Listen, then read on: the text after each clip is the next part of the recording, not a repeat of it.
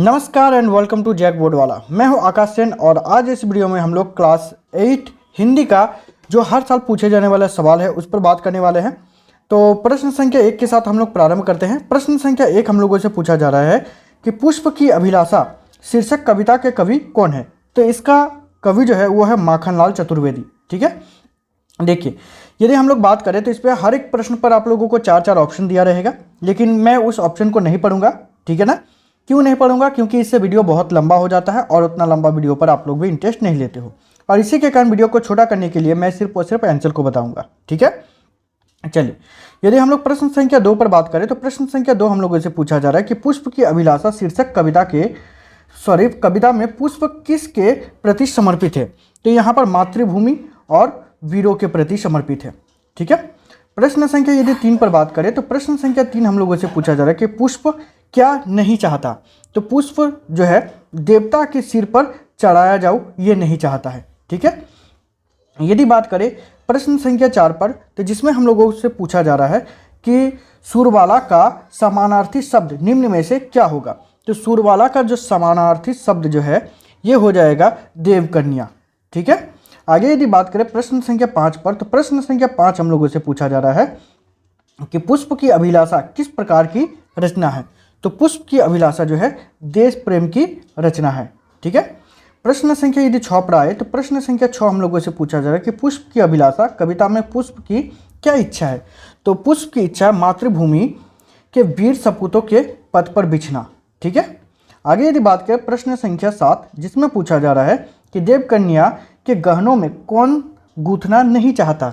तो कौन गूंथना नहीं चाहता? तो पुष्प जो है वो गूंथना नहीं चाहता। ठीक है, यदि प्रश्न संख्या 8 पर बात करें तो प्रश्न संख्या 8 हम लोगों से पूछा जा रहा है कि प्रेमिका को कौन ललचाना नहीं चाहता। तो प्रेमिका को जो पुष्प जो है वो ललचाना नहीं चाहता है। ठीक है, यदि प्रश्न संख्या 9 पर बात करें तो जिसमें पूछा जा रहा है कि मातृभूमि पर शीश चढ़ाने का क्या अर्थ है। तो मातृभूमि पर शीश चढ़ाने का अर्थ है देश के लिए कुर्बान होना, देश के लिए कुर्बान होना। ठीक है, प्रश्न संख्या यदि 10 पर बात करें तो जिसमें पूछा जा रहा है कि भाषा मंजरी पाठ्य पुस्तक में माखनलाल चतुर्वेदी द्वारा रचित पाठ का क्या नाम है, या तो फिर पाठ का नाम क्या है। तो इस पाठ का नाम है देश प्रेम। ठीक है, आगे यदि बात करें यहाँ पर जो है जो पाठ है पाठ का नाम पूछा गया तो पाठ का नाम हो जाएगा पुष्प की अभिलाषा। ठीक है, आगे यदि बात करें प्रश्न संख्या 11 पर तो जिसमें हम लोगों से पूछा जा रहा है कि वनमाली का क्या अर्थ होता है। तो वनमाली का अर्थ होता है वन का माली।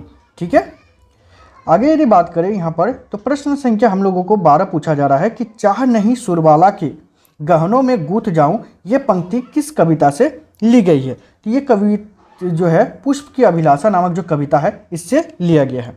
ठीक है, यदि हम लोग प्रश्न संख्या 13 पर बात करें तो प्रश्न संख्या 13 हम लोगों से पूछा जा रहा है कि पुष्प की अभिलाषा हिंदी साहित्य की कौन सी विधि है। तो ये कविता है। ठीक है, प्रश्न संख्या यदि 14 पर बात करें तो प्रश्न संख्या 14 हम लोगों से पूछा जा रहा है कि निम्नलिखित में से पुष्प का पर्यायवाची शब्द क्या है। तो पुष्प का पर्यायवाची शब्द है सुमन। ठीक है, आगे यदि बात करें प्रश्न संख्या 15 पर तो प्रश्न संख्या 15 हम लोगों से पूछा जा रहा है कि पुष्प का पर्यायवाची शब्द नहीं है। तो यहाँ पर जो दिया गया है उसके हिसाब से शहद जो है वो पुष्प की पर्यायवाची शब्द नहीं है। ठीक है, प्रश्न संख्या 16 जिसमें पूछा जा रहा है कि मुझे तोड़ लेना बनवाली उस डैश पर देना फेंक रिक्त स्थान में को भरे। तो इसका अर्थ होगा इसका डैश के जगह पर भराएगा पथ। ठीक है, प्रश्न संख्या 17 पर जाए तो जिसमें पूछा जा रहा है कि मातृभूमि पर डैश चढ़ाने जिस पथ पर जाए वीर अनेक रिक्त स्थानों की पूर्ति करे। तो यहाँ पर हो जाएगा शीश। ठीक है, आगे यदि बात करें तो यहाँ पर हम लोगों को प्रश्न संख्या 18 पर पूछा जा रहा है कि अभिलाषा का समानार्थी शब्द है। तो अभिलाषा जो है इसका समानार्थी शब्द क्या है? इसका है कामना। ठीक है, प्रश्न संख्या 19 पर बात करें तो 19 पर पूछा जा रहा है कि अभिलाषा का पर्यायवाची शब्द नहीं होगा। तो अभिलाषा का पर्यायवाची शब्द यहाँ पर होगा अभिमान, जो है ये नहीं होगा। ठीक है ना, प्रश्न संख्या यदि 20 पर बात करें तो प्रश्न संख्या 20 हम लोगों से पूछा जा रहा है कि चाह नहीं सम्राटों के सब पर हे हरि डाल जाओ पंक्ति किस कविता की है। तो ये जो है पुष्प की अभिलाषा नामक कविता का ही है। ठीक है, प्रश्न संख्या 21 जिसमें पूछा जा रहा है कि शीश का तद्भव रूप क्या होगा? तो शीश का तद्भव रूप होता है शीर। ठीक है, आगे बात करें प्रश्न संख्या 22 पर, तो जिसमें पूछा जा रहा है कि वनमाली में प्रयुक्त समास कौन सा है? तो वनमाली में प्रयुक्त समास जो है वो तत्पुरुष समास है। ठीक है, प्रश्न संख्या यदि 23 पर बात करें तो प्रश्न संख्या 23 हम लोगों से पूछा जा रहा है कि वनमाली का समास विग्रह निम्नलिखित में से कौन होगा? तो यहाँ पर जो दिया गया ऑप्शन उसके हिसाब से वन का माली जो है ये हो जाएगा। ठीक है, प्रश्न संख्या 24 पर बात करें तो जिसमें पूछा जा रहा है कि फूल किसके सिर पर चढ़कर इठलाना नहीं चाहता? तो किसके सिर पर चढ़ के इठलाना नहीं चाहता है? तो देवों के सिर पर चढ़ के इठलाना नहीं चाहता है। ठीक है, प्रश्न संख्या 25 पर बात करें तो जिसमें पूछा जा रहा है कि पुष्प अपनी अभिलाषा किसे बता रहा है?